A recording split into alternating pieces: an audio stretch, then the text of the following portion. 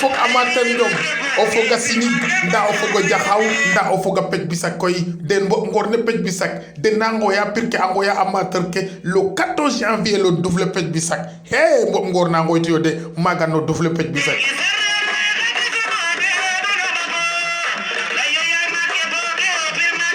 ada koy xulé na ci koy lay ñom ciosan nda xulé na pej bisak koy lay ñom ciosan dalay koy raw gadu ka ite ganata ga pirka 80,000 francs CFA no poids les écartés ton ciment ada ton ciment yo bede nda koy ton ciment fo xajala yu non fo 15,000 francs CFA no poids lourd ka dala non koy ngosun fo 31,000 francs CFA koni mo ngor ne pej bisak ngal ne pej bisak koy ta le 14 janvier 2023